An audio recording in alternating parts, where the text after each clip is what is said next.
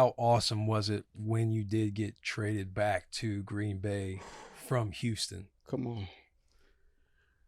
Oh, you. Yeah, Let I me guess tell you it this. wasn't the Houston Texans of right now. No, it was not. And going back, the one thing I would never say that I made regrets in my career, but I will say that I wish that I would have thought a little bit more into it before I signed there with Houston. So I was in Green Bay for 8 years. I went to Dallas for a year, and then Garrett got fired. They hire Mike McCarthy, my head coach for my first 8 years of my career. Yeah. It's the perfect situation, right? Like, I'm already with the Cowboys. He gets hired. He's now the head coach. Everyone is coming to me hey, put a word in for me with McCarthy. Like, you know what I mean? I'm like, what, you think that I got pulled like that? Yeah. Right. So at his whenever they announce him as the head coach, I go to the presentation, or whatever you would call Press it. conference? Press conference. Mm-hmm. Yeah, I'm blanking, obviously. I go to the press conference, and we're leaving the press conference, and Jerry Jones puts his arm around me and is like, I know you're getting homesick down here. I had to bring somebody in for you. So, like, it was the perfect situation for me to go back to Dallas. And, like, in my mind, me and my wife had already found a house in Dallas. Mm-hmm. We were like, all right, let's wait till March. Let's see what happens. As soon as we sign this contract back with the Cowboys, we're going to be here. Like, we'll probably live in Dallas the rest of our life, because we really enjoyed it. Like, it was great. Like, we had a great time down there. The guys were great, like, playing with Dak and Zeke and those guys. Like, Zach Martin, great locker room. Like, great locker room. Now my guy is coming in, McCarthy. Perfect situation. And I let my agent, well, it's not only my agent. They also offer me, a bag that I couldn't turn down. So, What was the situation? no. What were the two options? It was sounding like it was money. Because, he got what was a 4-year nice deal it was from 3. Houston. Yeah. So Houston gave me 3 for 27, and Dallas were offering me 3 for 18. But the guaranteed money was the kicker. Like, Houston was offering me 18 guaranteed, and Dallas was offering me like 12 guaranteed. That's a big gap. You know what I mean? I was trying to tell my agent, if they can get that to 15, like, I'll eat the 3. Like, in my mind, I always look at contracts like off the guaranteed money. Like, the APY, like, that doesn't matter to me, because I'm like, let me know what I'm going to get. It's like, a cool shiny number that makes you feel good about your ego. Yeah, right. It's an ego kicker for people Mm-hmm. when they start signing based off of APY. But I mean, I probably, if they would have been able to get closer, I probably would have gone back to Dallas. But I went to Houston, and it was a great situation. Like, they had been to the playoffs for the past 5 years. They had what I thought was a stable team, right? Like, Deshaun Watson, the quarterback, coming off a great year. And people don't realize or remember, they were up 24-0 against Kansas City in that playoffs, and they just blew the lead, ended up losing that game. So in my mind, I'm like, this is a great situation. They got D-Hop. I can go and, work the slot beside him. And then, like, my first red flag should have been when they traded D-Hop, right? They traded D-Hop while we were finishing up our negotiations. And I'm like, wait a minute, that doesn't, like, why would they do that? Like, it just didn't make sense at the time. But obviously, Crazy trade too. Crazy like a trade. 4th round pick. Yeah. That was 4th round nuts. pick and David Johnson coming back. God. But yeah, so that happens. And then I end up signing. But remember, that's the COVID year. There's no off season. Bill O'Brien's calling me like, hey man, I don't know if we're gonna have a season this year. Like, I don't know when to tell you to come down here. And then I remember he called me like a few days later, like, hey, I'm gonna need you down here like ASAP. Like, this thing, we get ready to do it. I'm like, oh, okay. Like, What was the dates on that? Like, was that like late summer? yeah, Like, that was late Are summer. we going That to was, camp? We not going to camp? yeah. Like, that was, Yeah, that was trying a to figure it wild out. It was a time. wild time. Like, That was right, crazy. They were talking about if they cancel the season, nobody makes any money. Right. That was Yeah. like a time I was like, oh my God. Yeah. Yeah, 2020 was nuts. it So was nuts. he calls you, says you got to get down here ASAP. Yeah. My bad. So we had got a house down there. We got everything loaded up, got to Houston, and we started the season 0-4. And they fire O'Brien.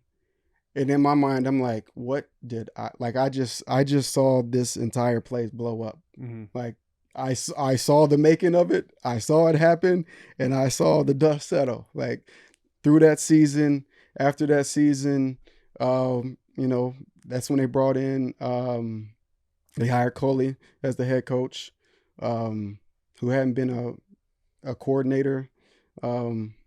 He coached 27 years in the league. Great guy. He's from the Nashville area too. Another Smyrna guy, Tennessee boy. So they hire him as the head coach. They bring in Caserio from the Patriots.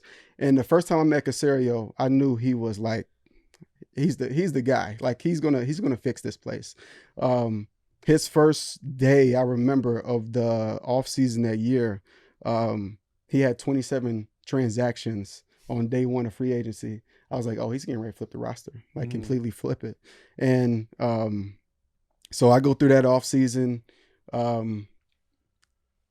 Right before training camp, we are getting ready to go out for the conditioning test. And they come and grab me and bring me up to the office.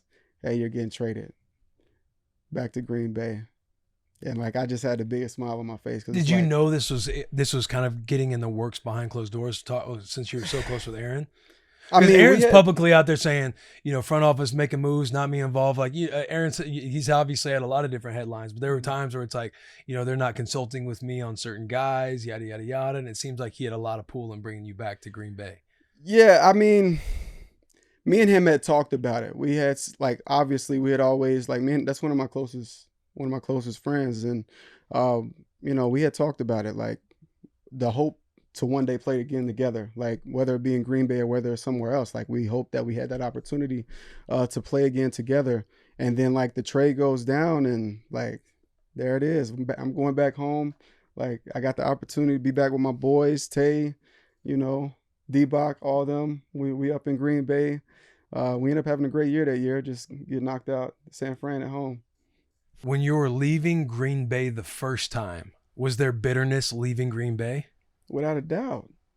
Without a doubt. I was there for 8 years. Like that was my place. Like, and you don't realize it in the moment, but like, obviously, you know, it's a business.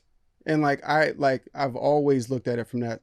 I love the business side of the game. Like that's one of the things that interests me in post-career. So I understand the business, but it was like, I've been here for 8 years. I've given everything that I could possibly give. You know, I could have signed when my first deal came up, I could have went somewhere else. I took less to stay in Green Bay because I love it that much. And I wanted to be a part of something special. That organization is a special place. So when my deal was up, like Dallas came calling, they offered me 1 for $5. I told my agent, like, can you like ask Green Bay, like just make an offer? Like I probably would have took anything. Mm-hmm. They didn't even make an offer. Like they wouldn't even offer. Damn. You know, so that hit me in a different way. Like I think it would anyone. Because you're thinking of everything you did to stay there the first time around, all the blood, sweat, tears you put into the injuries place. I've gone through. Like I punctured my lung in a playoff game. Like I'm watching the second half of the Cardinals game from a hospital. You know what I mean? Like broken my leg and, you know, came back at the end of the season and had to catch against the Bears to get us into the playoffs. Like I'm thinking of all these moments and everything that I've been through with everyone up there. And like, of course, like, why would I want to leave that? Like, I know what I have here and I'm no dummy. Like anytime you got Aaron Rodgers as your quarterback, you got an opportunity to win a championship. Like, right. When this is a league of quarterbacks. So like, no, I didn't want to go anywhere. Like that was home for me. But you know, it is what it is. Like things happen for a reason. And, you know, luckily I didn't sign back with the Cowboys because I went to Houston and was able to get traded back. Maybe that don't happen if I go back to the Cowboys. Mm-hmm. Then when you get traded back, all that bitterness that you had, you're like, man, I didn't know how good it was. Thank you. Hey, the first walking shoulders back, we have excited. Come on. So during training camp, we always have, you know, it's a practice in the stadium, family night. We sell out. It's 70,000 people at family night. I walk out. The first thing I do is go and kiss the grounds. The grounds of Limbo. Thank you for letting me back here. Hell yeah. How long did the animosity kind of last for you? Because when you obviously go back to the Packers, you're stoked. Yeah. But when you're not even getting an offer, you go to Dallas. Like how long we essentially like fuck the Packers? Everything I've given you guys. Yeah, I mean, I think both of those years that I was gone, because I played them. Like when I was in Dallas, we played the Packers. When I was in Houston, we played the Packers. So like coming into that game, like I'm juiced. That's the one you circle on the calendar. Yes. Like ain't nothing changed. It's just like high school. Like I got to get my lick back. Like, you know what I mean? So tell the people listening what it's like when you go to a new team and you play your old team. Oh, like that whole entire week. Come on, I circled that on the calendar in the off season as soon as the schedule came out. Going into that week, I've never been one that's like I need the ball. But that was the one week that like I was like, hey, like y'all gonna have to get me the ball. Like I gotta let them know. I got some unfinished business. Yeah, I gotta let them know what they're missing. And when the boys like, hell yeah, we got you. Yeah, they looked awesome, out. They looked out.